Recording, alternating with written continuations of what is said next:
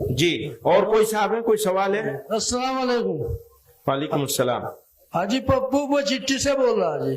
جی بولو.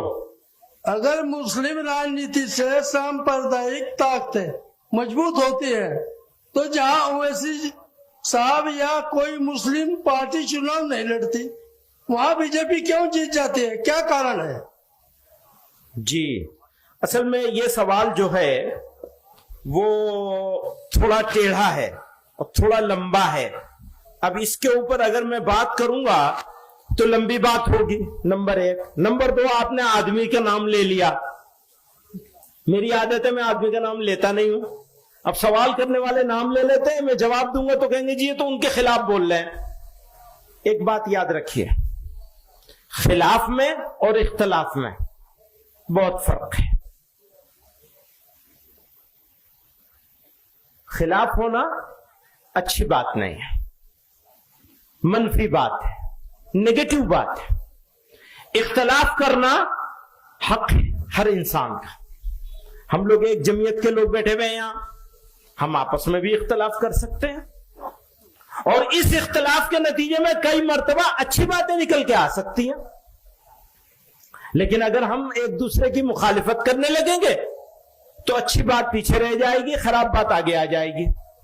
پہلی بات تو یہ سمجھ لیجئے, یعنی اختلاف ضرور ہونا چاہیے, مخالفت ہرگز نہیں ہونی چاہیے. میں نے اپنی زندگی میں کسی کی مخالفت نہیں کی, اور اگر کی ہو اور آپ یاد دلائیں تو میں اس مخالفت کو واپس لینے کے لیے تیار ہوں.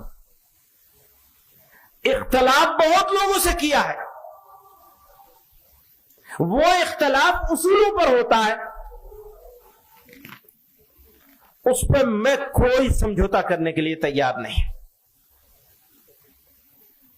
نہ کیا ہے نہ کروں گا. ایک اصولی بات ہے جس کو جمعیت علماء نے یہ سمجھا ہے اور ہمیشہ جمعیت علماء اس پر قائم ہے.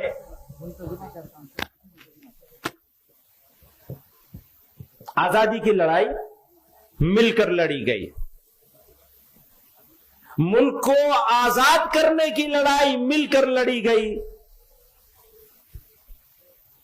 ملک کو آباد کرنے کی لڑائی بھی مل کر لڑی جائے گی اور لڑی جانی چاہیے. کیسے وہ لگاؤ ذرا, میں کچھ ایک چیز دکھاؤں گا آپ کو.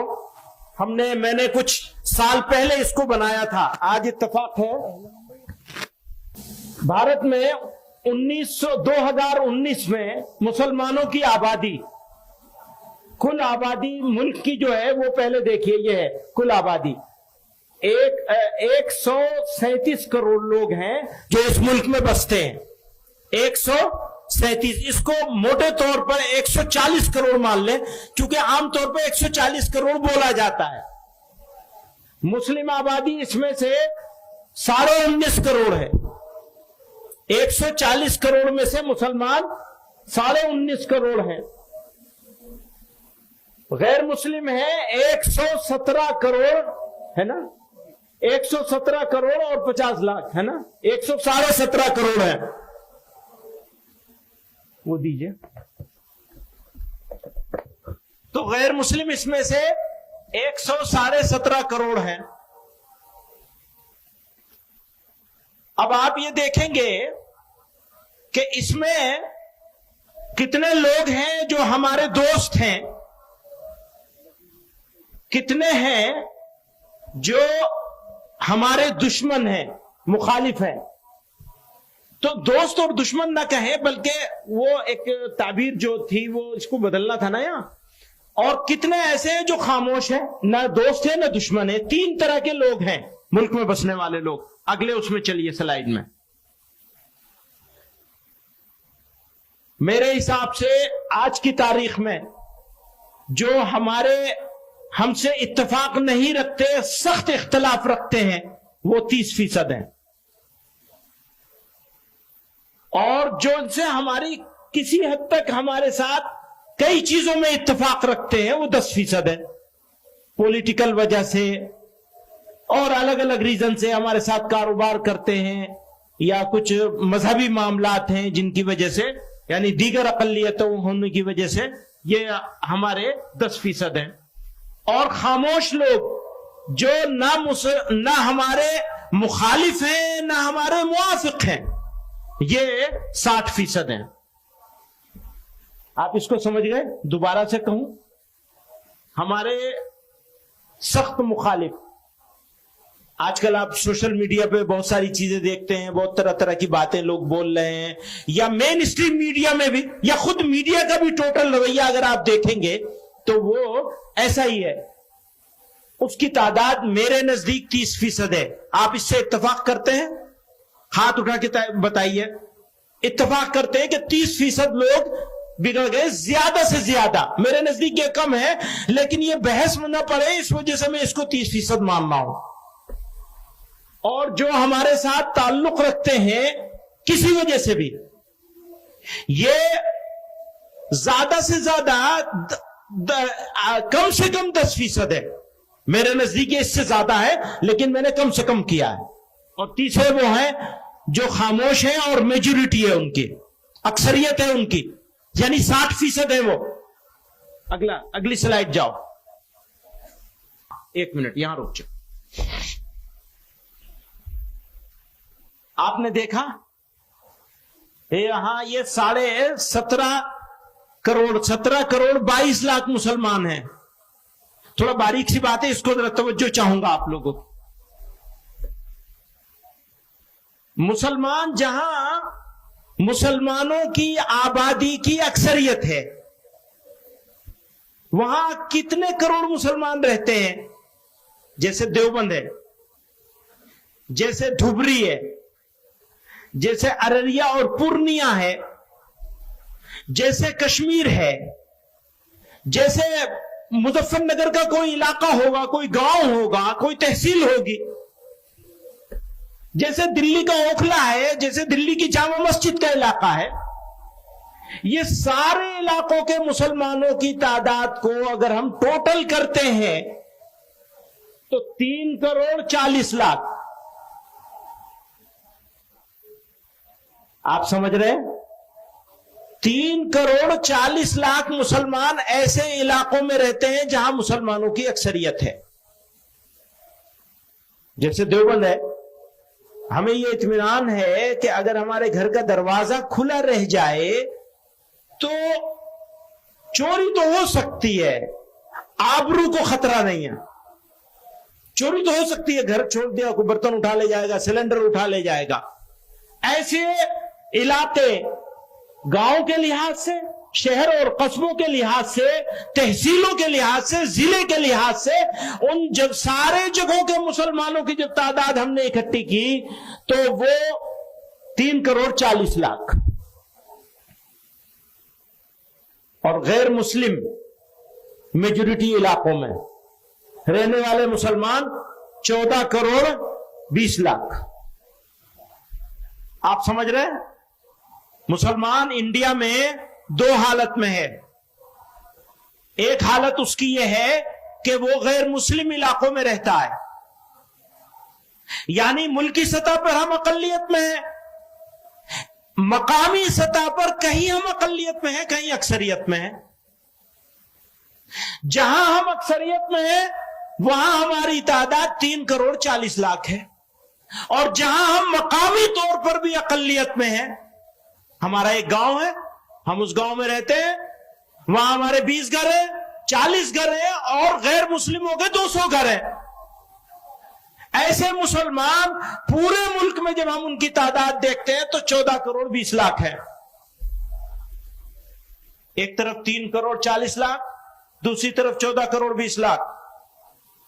अगर ईमानदार हैं हम तो हम पॉलिसी बनाएंगे किसके लिहाज से? 14 करोड़ 20 लाख के लिहाज से, जिसकी इज्जत भी खतरे में है, जिसकी मस्जिदें भी खतरे में है, जिसकी हर चीज हर मामला गैर मुस्लिमों के साथ वाबस्ता है। उसको छोड़कर मैं 3 करोड़ 40 लाख की बात करूंगा तो बेईमान होऊंगा या ईमानदार होऊंगा?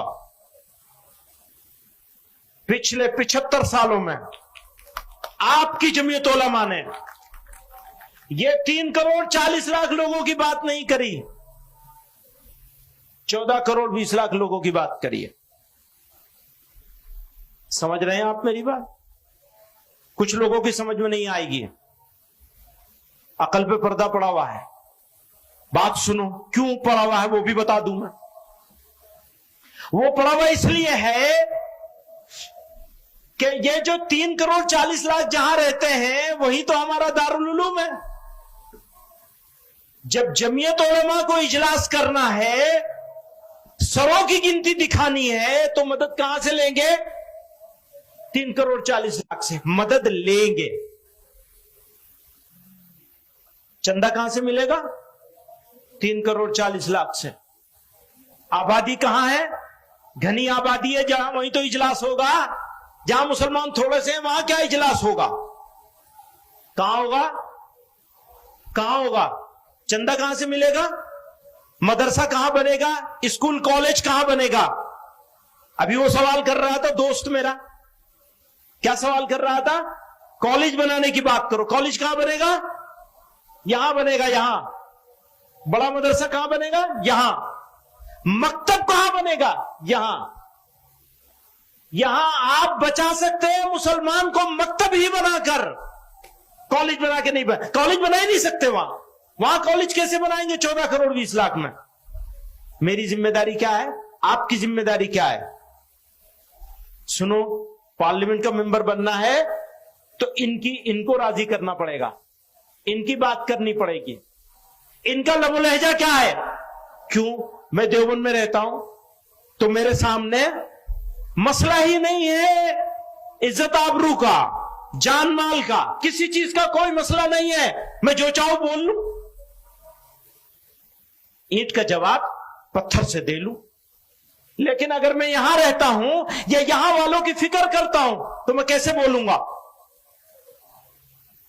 बताइए, कैसे बोलना होगा?